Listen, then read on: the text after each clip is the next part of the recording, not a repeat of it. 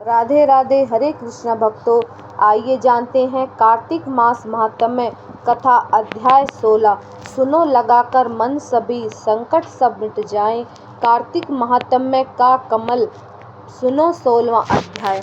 राजा पृथु ने कहा, हे नारद जी, ये तो आपने भगवान शिव की बड़ी विचित्र कथा सुनाई है। अब कृपया करके आप यह बताएं कि उस समय राहु उस पुरुष से छूटकर कहाँ गया। नारद जी बोले, उससे छूटने पर वह दूत बर्बर नाम से विख्यात हो गया और अपना नया जन्म पाकर वह धीरे धीरे जलंधर के पास गया। वहां जाकर उसने शंकर की सब चेष्टा कही। उसे सुनकर दैत्यराज ने सब दैत्यों को सेना द्वारा आज्ञा दी। कालनेमी और शुंभ निशुंभ आदि सभी महाबली दैत्य तैयार होने लगे। एक से एक महाबली दैत्य करोड़ों करोड़ों की संख्या में निकल युद्ध के लिए जुट गए।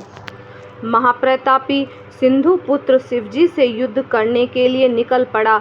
आकाश में मेघ छा गए और बहुत अपशगुन होने लगे। शुक्राचार्य और कटे सिर वाले राहु सामने आ गए। उसी समय जलंधर का मुकुट घिसक कर परंतु वह नहीं रुका।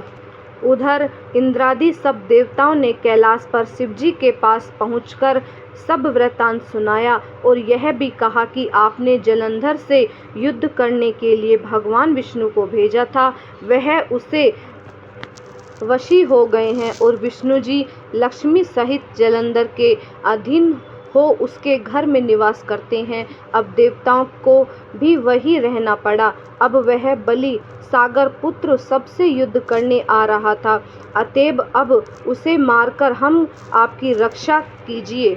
यह सुनकर शिवजी ने विष्णु जी को बुलाकर पूछा, हे ऋषिकेश, युद्ध में आपने जलंधर का संहार क्यों नहीं किया और वैकुंठ छोड़कर आप उसके घर में कैसे चले गए। यह सुनकर विष्णु जी ने हाथ जोड़कर निर्ममता पूर्वक भगवान शंकर से कहा, उसे आपका अंश और लक्ष्मी का भ्राता होने के कारण ही मैंने नहीं मारा। यह बड़ा वीर और देवताओं से अजय है। इसी पर मुग्ध होकर मैंने उसे उसके घर में निवास करने लगा हूँ। विष्णु जी के इन वचनों को सुनकर शंकर जी हंस पड़े। उन्होंने कहा, हे विष्णु, आप यह क्या कहते हैं। मैं उस दैत्य जलंधर को अवश्य मारूंगा। अब आप सभी देवता जलंधर को मारे हुए मारा गया जान अपने स्थान को जाइए। जब शंकर जी ने ऐसा कहा तो सब देवता संदेह रहित होकर अपने स्थान को चले गए।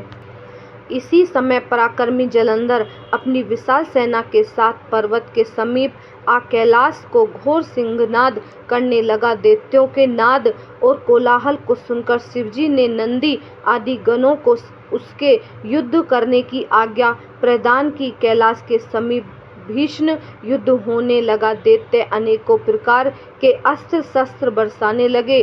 भेरी मृगदंग शंख और वीरों तथा हाथी घोड़ों और रथों के शब्दों से शाब्दी हो पृथ्वी कांपने लगी। युद्ध में कटकर मारे हुए हाथी घोड़े और पैदलों का पहाड़ लग गया। रक्त मांस का कीचड़ उत्पन्न हो गया। दैत्यों के आचार्य शुक्रा जी अपनी मृत संजीवनी विद्या से सब दैत्यों को जलाने लगे। यह देखकर शिवजी के गण व्याकुल हो गए और उनके पास जाकर सारा वृत्तांत सुनाया। उसे सुनकर भगवान रुद्र के क्रोध की सीमा न रही। फिर तो उस समय उनके मुख से एक बड़ी भयंकर कृत्या उत्पन्न हुई, जिनकी दोनों जांघें ताल वृक्ष के समान थीं। वह युद्ध भूमि में जा सब असुरों का चूर्ण करने लग गई और फिर वह शुक्राचार्य के समीप पहुंची और शीघ्र ही अपनी योनि में गुप्त कर लिया और फिर स्वयं भी अंतर्ध्यान हो गई। शुक्राचार्य के गुप्त हो जाने से दैत्यों का मुख मलिन पड़ गया और वे युद्ध भूमि को छोड़कर भागे। इस पर शुंभ निशुंभ को कालनेमी आदि सेनापतियों ने अपने भागते हुए वीरों को रोका। शिवजी के नंदी आदि गणों ने भी, जिसमें गणेश और स्वामी कार्तिकेय जी थे, दैत्यों से भीषण युद्ध करना आरंभ कर दिया। तो ये था कार्तिक मास महात्म्य कथा का 16वां अध्याय। यहीं समाप्त होता है। हरे कृष्णा।